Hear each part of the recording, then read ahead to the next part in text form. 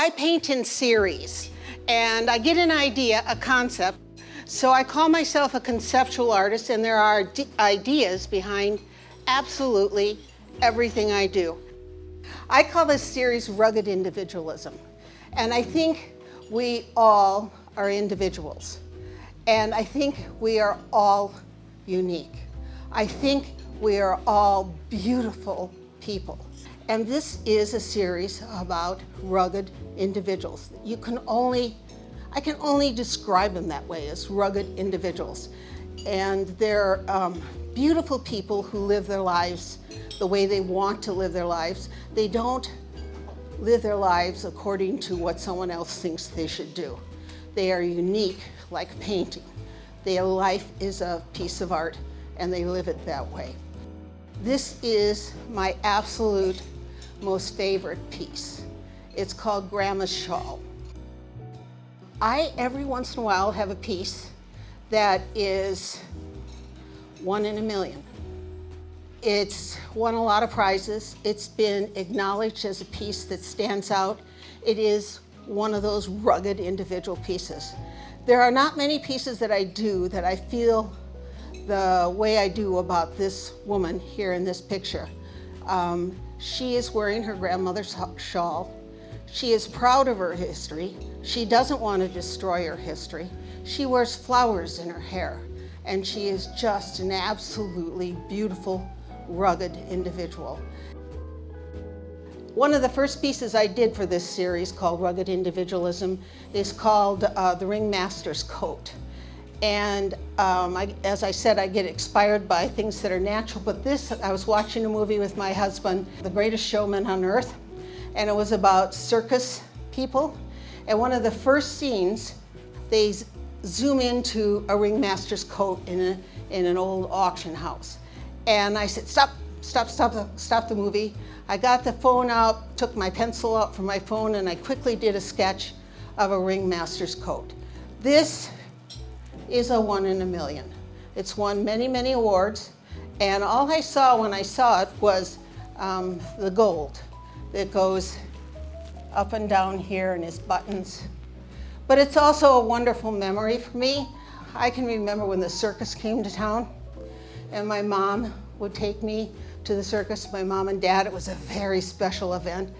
And I have so many delightful memories of all the people performing in the circus, the beautiful glitzy colors, the beautiful ballerinas and horseback riders, the funny clowns, the people that just had so much personality. So memories are also part of what I do and how I get inspired. This piece I call Just Walk Away. And from that I mean walk away from some of your old ideas of black and white and these polar opposites, and just walk away. Find your unique self, who you are as an individual, what your soul and heart is, and all my women illustrate that. Find who you are and your unique self. So if you look very closely at this piece was never ever going to be a woman. It was a landscape, and the landscape went this way, and it was a vertical piece, and I kept on going, this is not working, this is not working.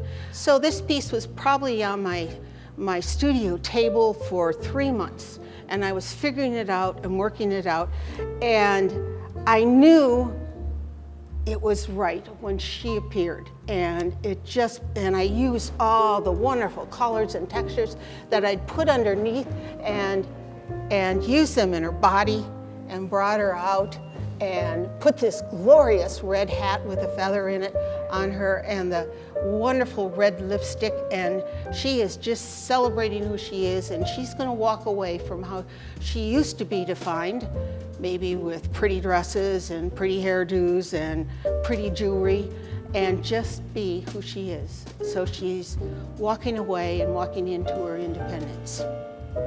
This one is me. I never had a store-bought dress, but my mom and dad started traveling. My dad worked for Blake Corporation, so we had someone come in and babysit us.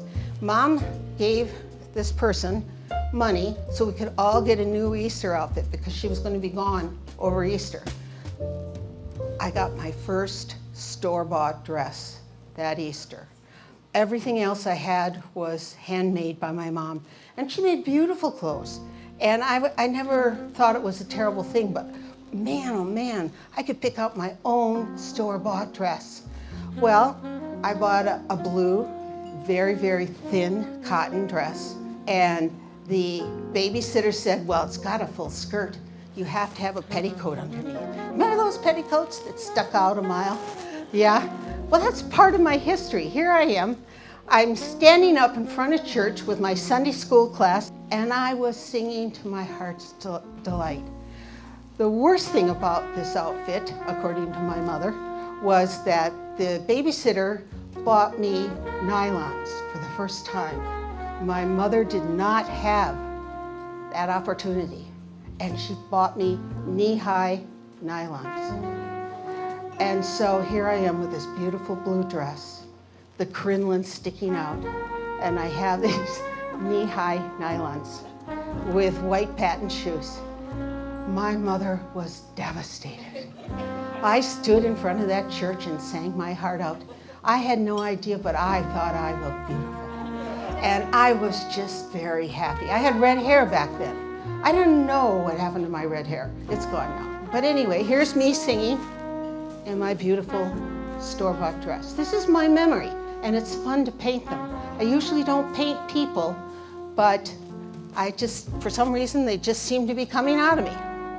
I'm a very spiritual person, as most of you who follow me know, and she's another woman that just emerged. She just decided, here I am, and I thought, I didn't have this part on her. She wasn't there. She was just this beautiful red woman with these wonderful colors bleeding into her and giving her such life and feeling of celebration. And then I thought, I'm going to paint some wings on her. And believe it or not, we all have wings on us. And we all think we can't fly, but we can. And I titled the piece, She Didn't Know, meaning she didn't know she had wings. But imagine what happens when you figure out that you do have wings and that you can fly, and that's who you are, and that's your individual self. So it's another celebration of your unique self, and you're definitely not gray. This is called the red dress, and I chose red because that's my favorite color. But when I posted it on Facebook, I can't tell you how many comments I got from people about, I remember wearing a red dress like that.